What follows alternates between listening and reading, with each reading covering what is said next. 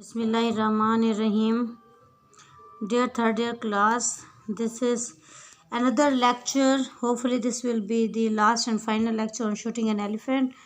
This is page number 39. You can see this page number 39 here.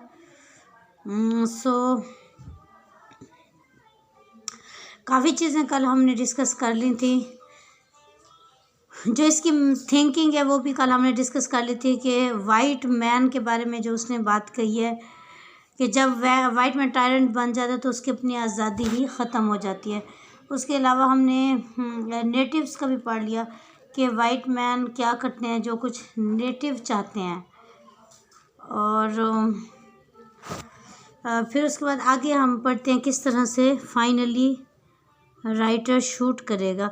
The crowd grew very still and a deep low happy sight as of people who see the theatre curtain go up at last, breathed from innumerable throats. तो innumerable बेशुमार लातादाद, throat गले को कहते हैं, breath होता है सांस लेना. तो क्राउड हर लम्हे बढ़ रहा था और आखिरकार वो ऐसे खुश हुआ जैसे फाइनली जब थिएटर में ड्रामा देखने के लिए लोग वेट कर रहे होते हैं और पर्दा हटता है और लोगों की बहुत ज़्यादा खुशी महसूस होती है कि अब आखिरकार ये शुरू हो गया प्ले या थिएटर या तमाशा. They were going to have their bit of fun after all. The rifle was a beautiful German thing with cross-hair sights. I did not then know that in shooting an elephant one should shoot to cut an imaginary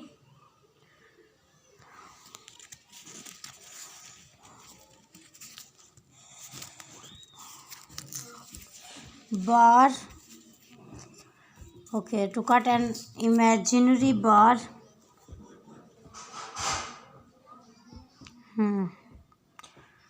Okay, running from ear hole to ear hole. I ought, therefore, as the elephant was sideways on, to have aimed straight at their ear hole.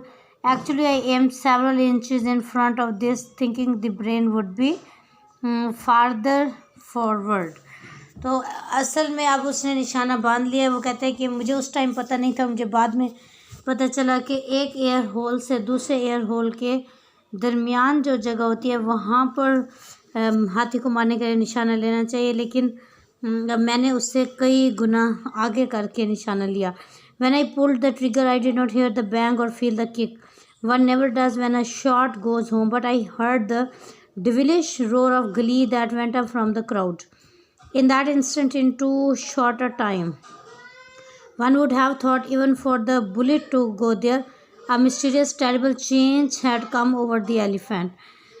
तो writer कहते हैं कि जब trigger मैंने दबाया तो मुझे नहीं पता चला, मुझे किसी शोर की आवाज़ नहीं आई, और लेकिन बहुत सारे लोगों की इकट्ठे मिलकर एक डिविलिश रोर, शैतानी कहकों की आवाज़ें क्राउड में से आईं. In that instant, in too short a time, one would have thought, even for the bullet to go there, a mysterious, terrible change and had come over the elephant. तो elephant के अंदर एक खुफिया शदीद किस्म की चेंज आई थी, लेकिन महसूस नहीं हुई. He neither stirred nor fell. वो हिला भी नहीं, स्टार होता है हिलना, गिरा भी नहीं. But every line of his body had altered. लेकिन उसके जिस्म की हर लाइन चेंज हो गई. He looked suddenly stricken, shrunken, immensely old, as though the frightful impact of the bullet paralyzed him without knocking him down. तो वो अचानक stricken होता है जिसको मारा जाए, श्रंकन होता है सुकड़ जाना, इमेंसली ओल्ड बहुत ज़्यादा बूढ़ा नज़र आने लगा, जैसे कि गोली ने उसे माजूर कर दिया हो, अगरचे गोली ने उसे नीचे ना गिराया, अभी वो अपने पाँव पे खड़ा था. At last, after what seemed a long time, it might have been 5 seconds, I dare say, he staggered flabby to his knees. His mouth slobbered. An enormous senility seemed to have settled upon him. One could have imagined him thousands of years old. I fired again into the same spot. At the second shot, He did not collapse but climbed with a desperate slowness to his feet and stood weakly upright with legs sagging and head drooping. I fired a third time. That was the shot that did for him. तो writer कहते मैंने second time shoot लिया, फिर मैंने third time उसको rifle से गोली मारी, तो ये थर्ड टाइम वाला जो था इसने काम दिखाया. You could see the agony of it.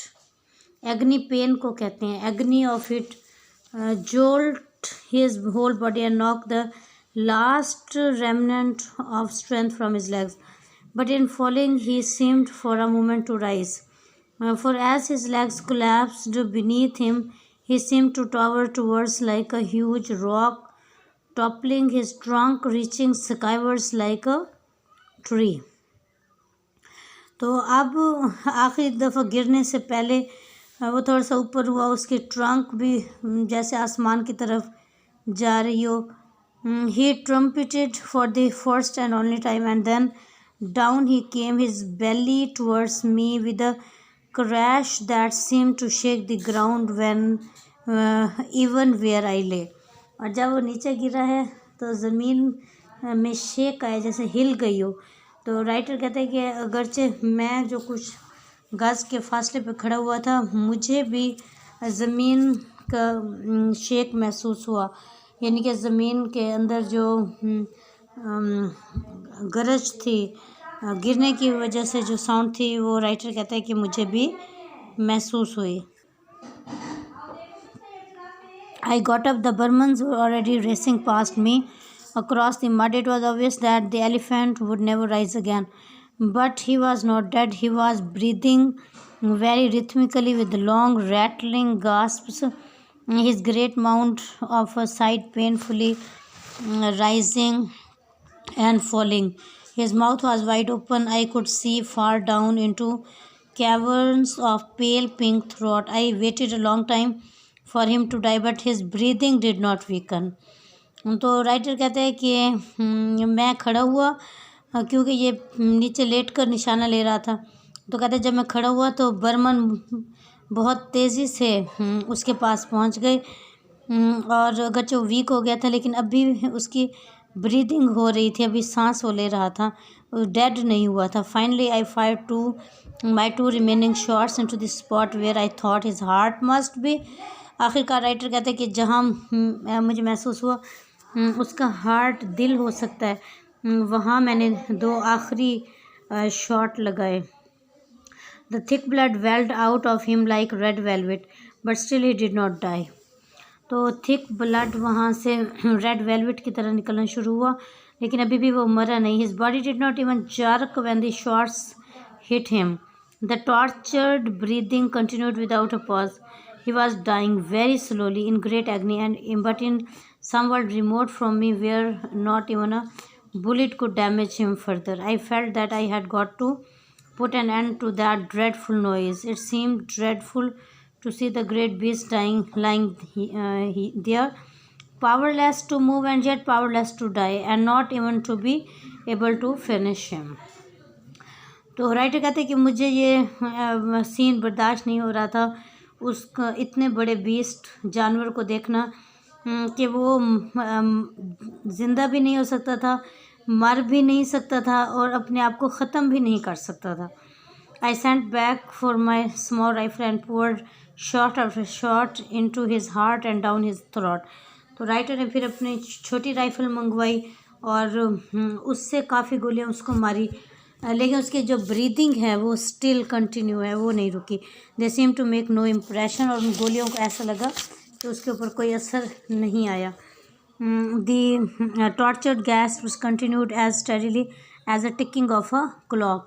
तो जो उसकी गैस होता है सांस लेना, जैसे वो सांस ले रहा था वो वैसे ही रहा. टॉर्चर्ड गैस यानी कि जैसे मुश्किल से वो सांस ले रहा था, तो जैसे क्लॉक टिक टिक करते हैं वो भी देर तक सांस लेता रहा. In the and I could see not stand it any longer. Stand होता है बर्दाश्त करना. आखिरकार मुझे ये सब कुछ ज़्यादा बर्दाश्त नहीं हुआ एंड वेंट अवे, और मैं चला गया. I heard later that it took half an hour to die. बाद में मुझे पता चला तकरीबन आधा घंटा उसको मज़ीद लगा मरने में.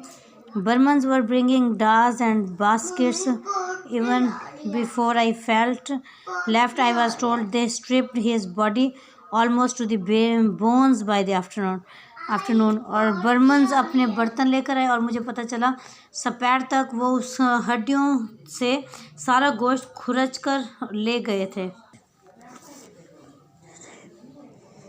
ये अब आगे last paragraph. Afterwards, of course, there were endless discussions about the shooting of the elephant. The owner was furious, but he was only an Indian and could do nothing. अच्छा, आखिर में जो एंडलेस डिस्कशंस शुरू हुई हाथी के killing के बारे में, वो इंटरेस्टिंग हैं। क्या क्या व्यूज़ थे ये आप देख लें।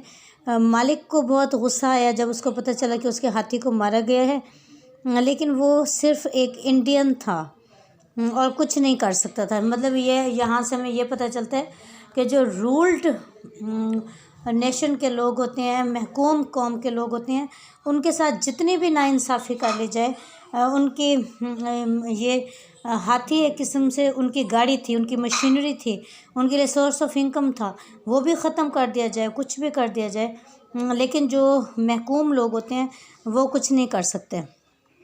Besides, legally I had done the right thing, for a mad elephant was to be killed like a mad dog. Besides होता है इसके अलावा कानूनी तौर पर अगर देखा जाए, लीगली का मतलब होता है लीगल लॉ को कहते हैं कानून में भी मुझे इसकी इजाज़त मिल गई थी, क्योंकि एक पागल हाथी को मारना ऐसे है जैसे कि पागल कुत्ते को मारना जायज़ समझा जाता है। If its owner fails to control it, तो अगर पागल कुत्ते का मालिक उसको कंट्रोल ना कर सके तो उसको मार दिया जाता है। इसी तरह से अगर पागल हाथी का मालिक भी उसको कंट्रोल ना कर सके तो लीगली उसको मार दिया जाना ठीक है। Among the Europeans opinion was divided. अच्छा, अब आ जाएं रूलर कौम की तरफ। जो हुक्मरान थे उस टाइम वो थे यूरोपियन। अच्छा, यूरोपियन क्या कहते थे? The older man said I was right. जो बड़ी उम्र के आदमी थे वो कह रहे थे मैंने ठीक किया हाथी को मार के। The younger man said it was a damn shame to shoot an elephant for killing a coolie.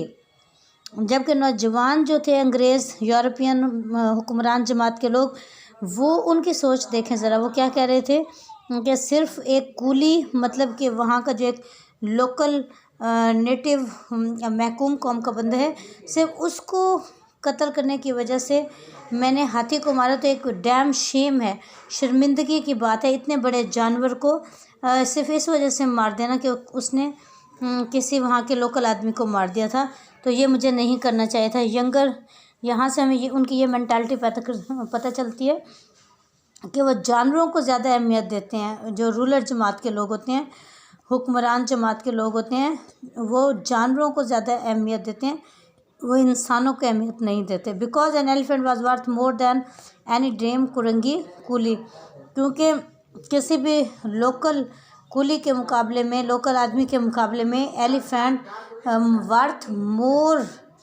Worth होते कदरों कीमत, तो उसकी कदरों कीमत ज़्यादा थी, हाथी की प्राइस ज़्यादा थी, हाथी की वैल्यू ज़्यादा थी उस आदमी से।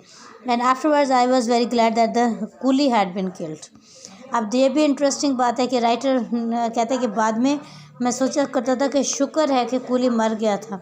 It put me legally in the right and it gave me a sufficient pretext for shooting the elephant, क्योंकि उसके मरने की वजह से मैं कानूनी तौर पर उसको मारने के काबिल हो गया था और मुझे काफ़ी हद तक प्रीटेक्स्ट मिल गया था, उसकी रीज़न मिल गई थी हाथी को मारने की।